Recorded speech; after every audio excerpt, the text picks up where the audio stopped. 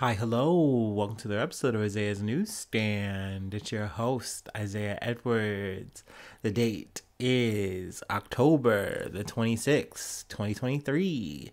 Hopefully, this episode finds you well, in good spirits, and high hopes. As for me, I'm doing pretty good. Vibes were pretty solid today. Let's see. It's yet again another busy one at work. That's just the vibes right now. So I got a little bit of new backup help. So, that was a little interesting part of my day, but overall it was good. Also, weirdly, we had leftovers of the meal from the other day that I told you guys about. So, I guess some food corners. I had, some rice, some ground beef, and whatever that chickeny, corny thing was that I kind of didn't describe last episode with the food corner, but that was a thing. And I didn't mention about the sloppy, corny thing because it was just like a weird amalgam. I didn't know what was going on with it. I think there was chicken in it, but there was a whole bone, and shit would break off, and I was like literally half the time I was worried I swallowed a bone shard and I was gonna die. But I mean, hey, it was edible. I'm not really complaining. Yet again, I cannot stress enough, free is me. So, it was fine. With some Doritos, I gobbled it up. Let's see here. Other than that, though, I mean, it was just a normal day. Really ho-hum, but overall good. Oh. Also, I can officially say this. Another thing that was hanging over my head was jury duty. And I was very, worried and concerned about that because, I literally need all the working hours I can get. So the idea of saying, hey, take off your whole workday and do this ho-hum, jury shit for $10 a day. That was just wrecking me, and I didn't want to blow my PTO or anything like that over some ho-hum Law and Order bullshit. So yeah, I'm glad I officially dodged that bullet for this month. Nice. But yeah, so things are looking good. Things are looking up as we go into this, tomorrow, Friday, the weekend, all that kind of shit. I'm hitting my smile. But speaking of smiles, I'm going to take my first startup, and then we can go ahead and talk about some news, talk about some, things popping right now.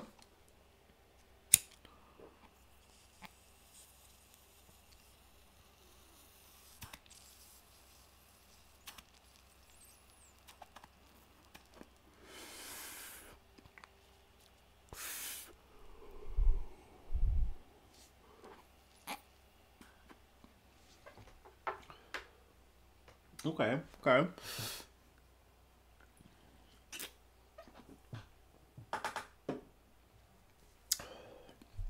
All right.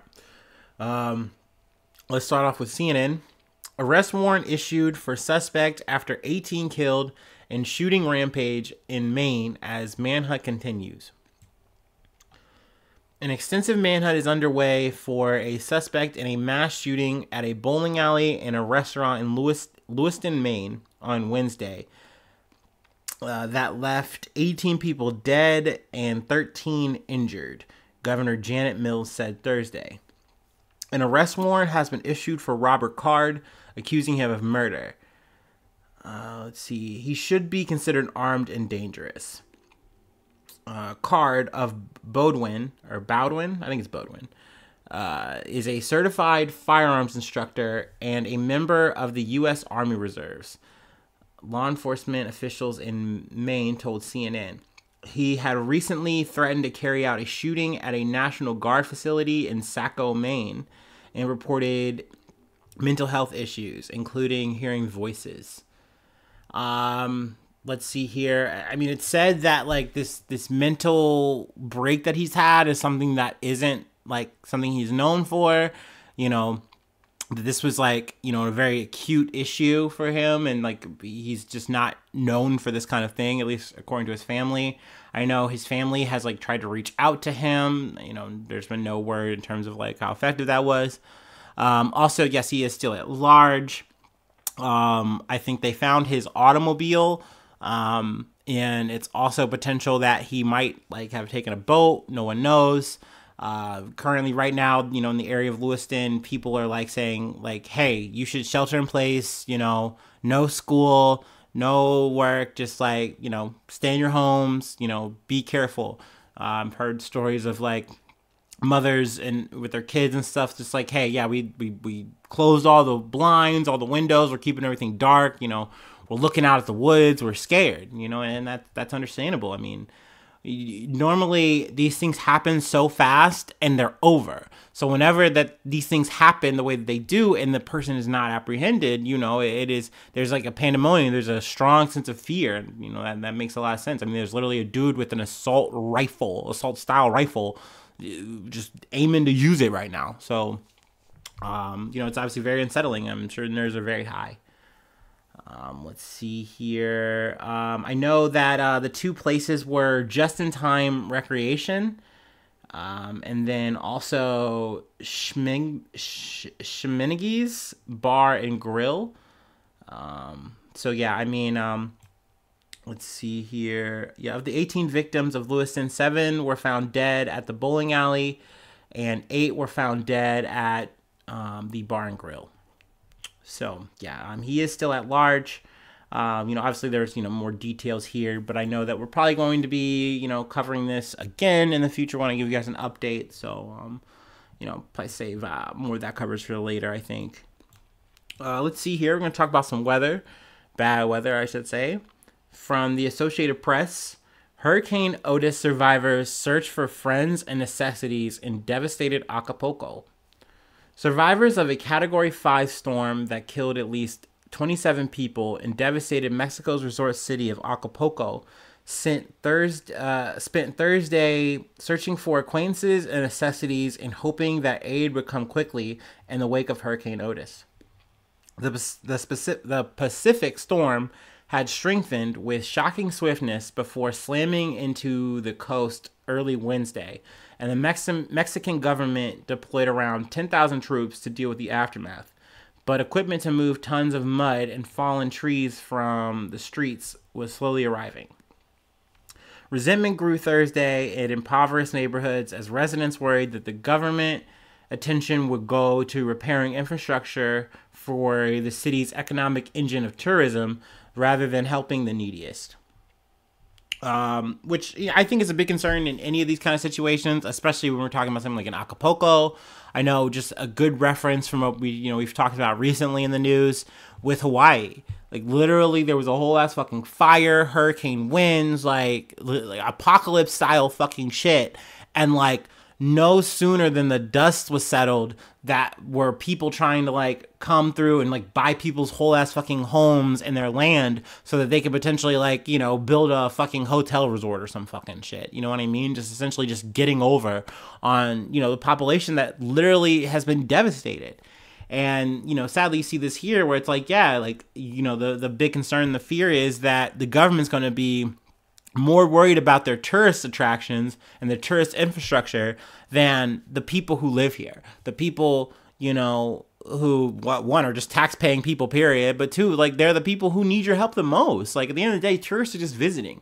And don't get me wrong, yes, the tourism is the lifeblood of our economy or whatever, but, like, no, actually the lifeblood of your society, your people, are the people. You know what I mean? You need them. So, I know that there was a good silver lining to see people, literally coming together with like scrappy signal service and WhatsApp app and just like making it happen, forming up and seeing what, people needed and coming together as a community. And then you also see, well, I know like the news is going to like make, the spin of like, oh yeah, it's so bad to see people looting. Oh, in a time like this, like, yeah, in a time like this, dude, like you've just lost everything. And I will say there are some people who go and they make the exception like, well, I understand bread and food, those are essentials, but like it's crazy to see people robbing cell phone stores or seeing people blah blah blah. Like, brother, sister, like at the end of the day, when people in their darkest hour, they will do freak shit. Like, they will do freak shit to do whatever they think they can is going to help them survive. And I don't care if you're going to fucking go into a fucking Boost Mobile and take a bunch of fucking cell phones. Like, you just lost everything. I just don't give a shit about that. Like, at the end of the day, I'm feeling like insurance is going to cover that shit. You're comped. It's all underwater anyway. What? Why are you worried about that? Like, To me, that's such a fucking silly thing. But, you know, my focus and my highlight is definitely, like, you know, the community coming together. Because you do see that time and time again that, like, look, things are dark, things are bleak, we've lost a lot. And, you know, I know that we're still counting the cost here, but let's rally together. Let's make shit happen so that we can see tomorrow. That's the most important thing. So, you know, that is, you know, the silver lining I'm taking away there. And, you know, obviously my condolences to, you know, the people of Acapulco. That shit sucks. Also, too, I do feel like weather is kind of a blind spot for me. I know there's definitely some events that happen that I wind up not covering. And, you know, I do feel bad about that. But, you know, I do try to cover the ones that are, you know, that really catch my attention and, you know, try to cover that. So let's move on to some good news. Or at least tentative good news, I feel like you can say.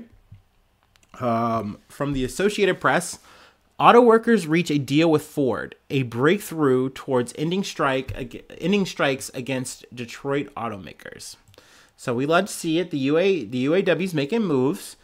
The United Auto Workers Union said Wednesday it has reached a tentative contract agreement with Ford that could be a breakthrough towards ending a nearly 6-week-old strike against Detroit automakers.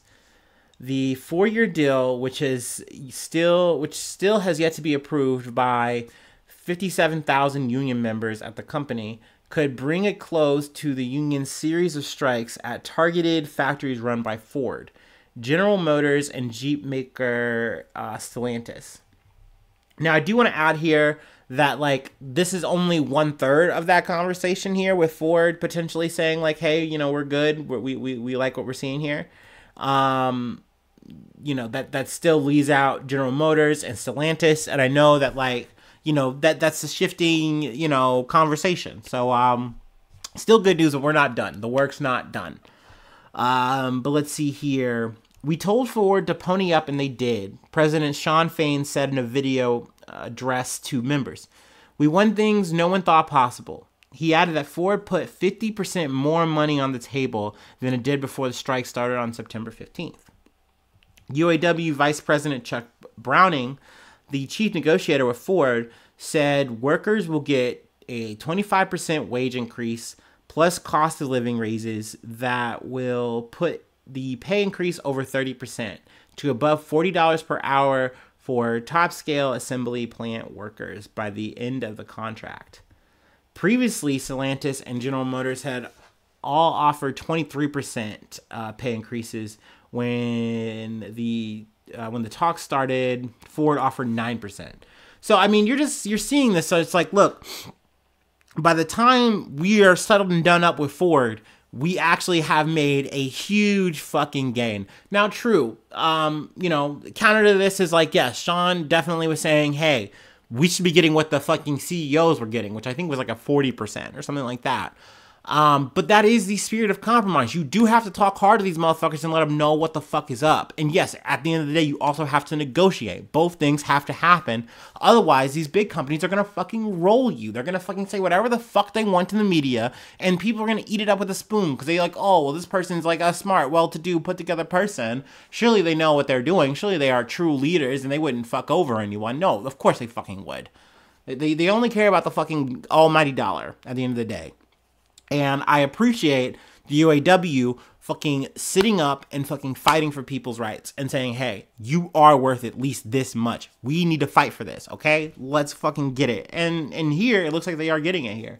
You know, we got to wait to, you know, have all of the members vote and things of that nature, much like the writer strike. I know I did say that I was eventually going to get and break that down at some point. I just haven't seen a paper yet, and I'm still kind of waiting for the actors one. And, you know, plus I'm kind of lazy. Let's just be real. You know, at the end of the day, though, that was advantageous for the writers. I think this is advantageous for the auto workers, you know, at least from, you know, Ford or whatever. So, you know, it's good. They are going to be getting back to work. Also, I think there's some, you know, other benefits too that I'm definitely missing. I know there's like benefits to their 401k. Yeah, workers with pensions also will see increases for when they retire, and those hired after 2007 with 401k plans will get large increases. For the first time, the union will have the right to go on strike over companies' plans to close factories, which is a big deal because like once you hear that kind of shit, that's like, oh shit, that's game over for us. So it's good that you get a chance to say, hold up, no, we're gonna intervene here and we're gonna make some action happen. I think that's very important. And before you couldn't even get that voice. So there's a lot of things here. I think this is just, I've said it before, I'll say it again, I'll say it forever and ever. That a win for the unions is a win for you. It's a win for me. It's a win for everyone. At the end of the day, this is like some of the little bit of trickle down or whatever the fuck you want to call it, like at play. So I'm happy to see it. Let's fucking clap it up. Hell yeah. So yeah, we'll leave it there. Let's move on to some social shit. Let's move on to maybe, a little less Maine news, a little bit content creator shit. I feel like I haven't done too much pop shit, too much like YouTube, social media shit. I don't know. Besides like, oh, Instagram bad, TikTok bad. Let's talk about the content creators. Let's talk about them. Actually, I'm gonna maybe I see I have the toolie in my hand. I'm gonna go ahead and use it.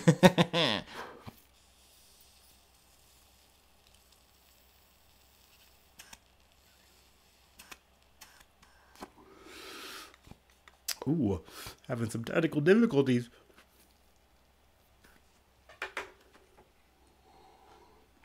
Please bear with me. Oh well.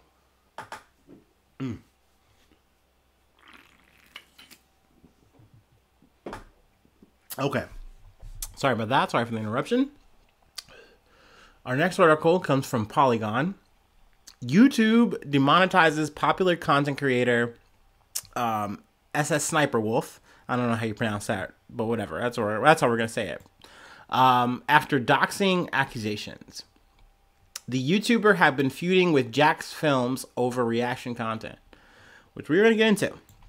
The debate over reaction content on YouTube has been brewing for years, but a recent incident between two creators has refueled the urgency of the conversation.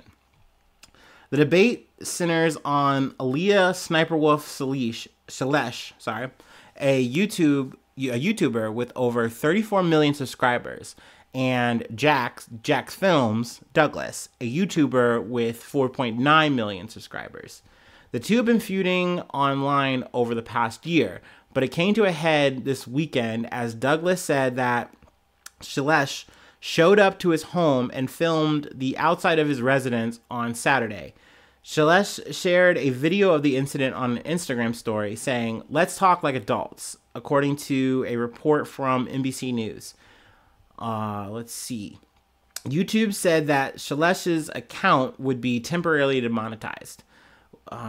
So this article more or less kind of gets into, what happened. So we'll kind of, touch on that or whatever. But what is reaction content? Reaction content is an umbrella term that applies to a content creator responding to or riffing on an existing piece of media. Reaction content has been controversial for a long time. In 2016, the Fine brothers made an infamous attempt to copyright their React videos, which was met with near unanimous criticism. In August, the conversation reignited as popular creators like Felix XQC Lingel reacted to long-form content with very little, if any, original input or transformative commentary. Now, actually, of these people all mentioned, I actually do follow XQC, so I've watched a little bit of his shit. And I will say that, like, his React content leaves something to be desired. I guess my 2 cents on it, I personally think React content is fine. I think that, like, yeah, you might say it's derivative. It doesn't add anything. You don't need it. But I do think that people want to hear perspective. They want to hear, maybe their favorite person's, reaction to a thing or event or this, like, TikTok video that they thought was funny, whatever. So I do think React content has a space. I don't find it personally to be predatory. I can understand, though, why people have their beef. I've seen people really just tweet longer about how, like, hey, I put so much time and effort into my YouTube, and, like, this is my, like, 1 of 3 YouTubes for the year, and to, like, see that literally someone with a reaction to my video is getting more views than the actual video breaks my heart. And yeah, I'm sure it does because it's breaking your wallet. But like, I don't know. My personal reaction to that as someone who does make my own content is that like, I don't know, you kind of got to get good. You kind of have to accept it. It kind of just is like a part of the environment. Like, you make content for people to take in and enjoy. And if someone is now taking in and enjoying your content for profit, I don't know what to tell you. That's just kind of the game of the game. I don't know. But I also understand that saying like, you should be adding something to this. Like when I click on an article, when I, you know, blah, blah, blah, it, I try to say, hey, this is something that I'm doing for one, sourcing, so you know that I'm not a fucking complete bullshitter. But also, like, this is also my reaction to it. This is also my thoughts on it. This is like blah, blah, blah, blah. So I'm you know, I feel like for me, I'm taking the content, making it my own thing, in my own way. You know, just to bring myself into this whole conversation, you know, since I am a quote unquote content creator as well.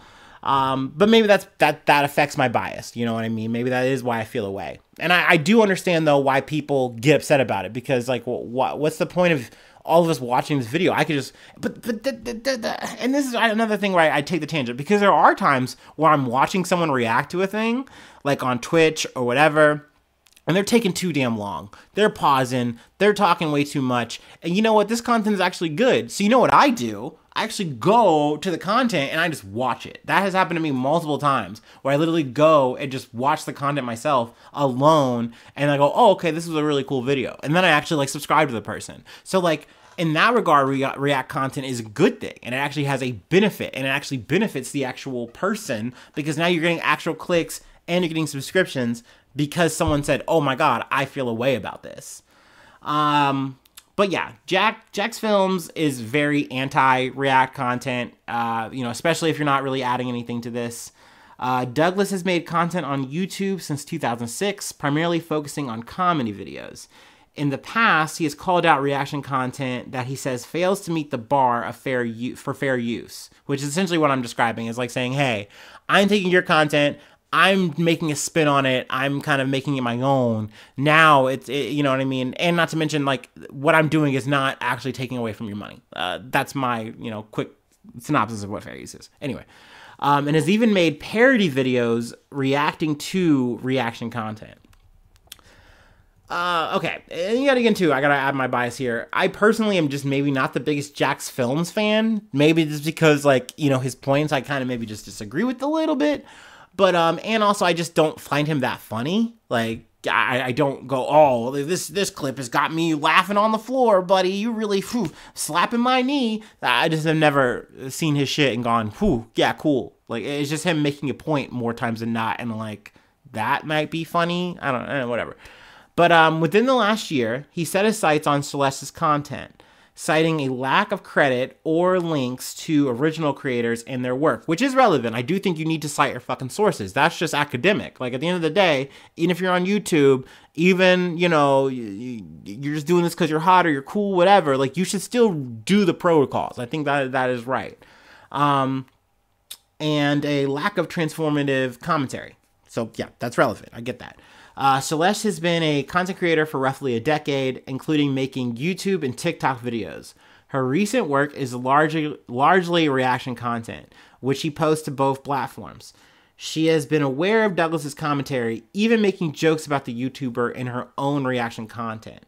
Now, I will say, from what I've tracked in this, I feel like he was within the realm. He wasn't beyond the pale here. Like, he would call the shit out, and then, like, you know, he would just do bits on a lot of content creators, and, like, he kind of focused on her a little bit, and then, like, whatever, his page kind of went down on that. He didn't really do that content anymore. But, like, people kind of kept reacting about it and kept reacting to her about it, and then she kind of would, like, make comments, and I think eventually he heard it, and, like, he caught wind of it, and he's like, oh, I'm gonna, like, focus way more on you now, because, like, you've tried to call me out on this shit. You haven't changed any of your behavior. You're still just reacting mindlessly, not citing anything, just like, whatever. I don't like it. I don't like you. I'm actually going to do something about it. So, he, revives his old channel, and he calls it, Jack's Films. So just a spoof on her whole name.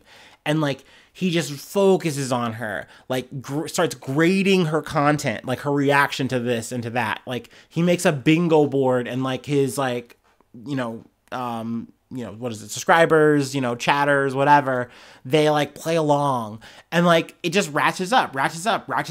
And, of course she's getting cooked and roasted more in comments, things of that nature. So that's what escalated to this moment where she is, on October 13th, Shalise posted an Instagram story with the text, "Should I go visit at Jack Films? He lives 5 minutes away from my shoot." She proceeded to add more posts to her story throughout the night, which included a photo of the outside of Douglas's home and the caption, "Let's talk like adults."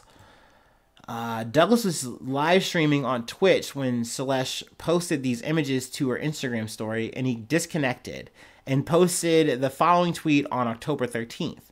"Sniperwolf just doxed me on her IG. Creepy, gross, violating." And then, he proceeds to post along with a screenshot of her story. "What you do is disgusting. You steal content and you stalk YouTubers. At YouTube, demonetize this dangerous creator or just get her off your platform." She posted an IG story right outside her home and deleted it. Now, to Sniperwolf, she tries to say, like, "No, I didn't dox. I actually don't even know how to dox," which is like a crazy reaction. Like, it's a crazy response to that accusation. Is, "I don't even know how to do it," when you literally did it. Like, you literally did the play-by-play and then deleted it. So it shows that you're aware that you fucked up. But to be honest, I really think that, like, if Sniperwolf just didn't take the lane of saying, "Oh, I'm going to literally just, like, dox you," I think she could have had at least enough public opinion to maybe stay in pocket and still keep making her fucking money. Because now she's, at least temporarily demonetized. It took a lot of prodding. It took a lot of people bombarding and, like, saying a lot of, like, shit to her, against her, making their own videos. Some of which I do actually feel maybe is a little bit excessive. Once again, this is reaction content. I get if you don't like it, but like, I also understand too that people were up in arms because it's like, no. This is beyond the pale now. Like, this isn't about the reaction content. It's about someone doxing another person. And in that regard, I think that's totally, like, yeah, that's valid. Like, I would never want someone taking my personal information and putting it out for all the world. I know I haven't really, and this is a tangent, I know we're going to move along now, but just speaking of doxing, there were some Harvard students, and they had, they spoke out when shit happened, post October 7th, saying like, "Hey, what happened is a direct result of what Israel has been doing up until this point. Like, they are involved, they're implicated, the blood's on their hands." And literally someone took their information, put it on a fucking, like, truck, and was, like, driving, I think, around, like, Harvard campus or whatever the fuck, like, with all their information. Like, that shit's fucked up. That shit is not cool. That's just another example of, like, saying, "Hey, like, you guys did something I didn't like, so I'm gonna take your information for all the world to see." And yet again, I'm kind of bringing all these kind of stories together, but we talked about the crazy people who were trying to, like, get Jim Jordan as speaker, that they were literally sending death threats. They were using information that they had available to call and say just terrible, scary things to people. And you never know if someone's gonna fucking try to David to Pappy you these fucking days. Yeah, that's right. I'm calling in everything. I'm referencing all this shit. You better be a real one if you want to know what I'm talking about here. All right, you know what I mean? But you can't take this shit lightly. So I understand that people were up in arms about this, and like, Sniperwolf was immediately in the wrong the second she did this shit. Now, she has apologized. She is demonetized, like I said, temporarily. I know some people are calling for more. Yeah, we'll see if her content changes from this. But yeah, I mean, definitely a crazy, fucked up scenario. It's kind of been brewing for about a week, and I was like, you know what, I'm going to make time to talk about it today. I know I've maybe gone a little long here. And we have one more thing to cover, actually. I'm not done. I got a little bit more of a bonus for you. Because I was just on the thing about just content creators being bad. Also, I have a big soft spot for Japan. So I've been like watching a lot of content creators, like, do their their shit in Japan, just like, hey, this is me, I'm doing my live here. And it's just crazy to see people just spend time there and like all the shit you can do. Sadly though, there's been also this like wave of like pranking. There's been like this wave of like being like just literally the worst person you could be in Japan, like just coming here and saying, hey, I'm this guy and I'm gonna do controversial things and be and just say very just terrible things to people who live here. I don't know why that's a thing, but I wanted to talk about some of these content creators, some of these people. Let's see here. Japan investigates foreign YouTubers accused of dodging train fares and stealing food. The rise in The rise in nuisance influencers comes as tourism numbers in Japan near their pre-pandemic levels. A rise in the antics of nuisance influencers in Japan who are accused of duping train ticket collectors and pretending to be homeless to get cash has caused consternation in the country as tourism near their has caused consternation in the country as tourism numbers near their pre-pandemic levels. Blah, I'm just turning to mush here. A railway company in Japan is investigating allegations that a group of 4 popular foreign YouTubers had traveled long distances by train without paying. One of the suspected fare dodgers, known online as Phidias, posted a video of his 2.3 million, posted a video to his 2.3 million subscribers over the weekend, showing him and 3 others evading rail staff and blagging free food, which I think is like UK slang for like, like coercion or like manipulation. You pulled a little move, a little shiesty. In one clip, he locks himself in a toilet of a bullet train and feigns illness when challenged by a ticket collector. And don't get me wrong, look, it's one thing I think to do this shit if you're a person, you're down on your luck, you're in a bad way, you got to make the train. Hell, man. Okay. All right. That's, you got to do what you got to do. There's another thing to do this kind of shit for literally attention, for literal content, for literal to make money. Like, you don't need to be doing this shit. There's another example here where he like goes into a 5-star Japanese buffet at a hotel to like get a breakfast. And he's like, yeah, I did that shit easy, no money. Like, you know what I mean? Like, you don't need to fucking do this shit. This is weird. Like, to me, this is not like interesting content. It's not engaging. You're only doing this to be controversial, to make a scene, to be splashy. But Phidias is not the YouTuber I wanted to talk about. That's not actually, like, I got here secondhand. I heard that from another podcast and I was like, oh yeah, this is that story, whatever. But I was looking for Johnny Somali. He's been like just making a lot of news rounds, but like I haven't really covered it because it's kind of like, small streamer news, whatever.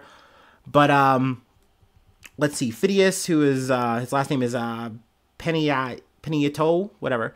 Peniato's clips emerged soon after the American live streamer known as Johnny Somali was arrested after he filmed himself breaking into a building site in Osaka.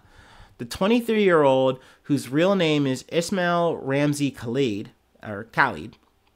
was charged with trespassing last month. He and another American allegedly broke into a hotel that was nearing completion.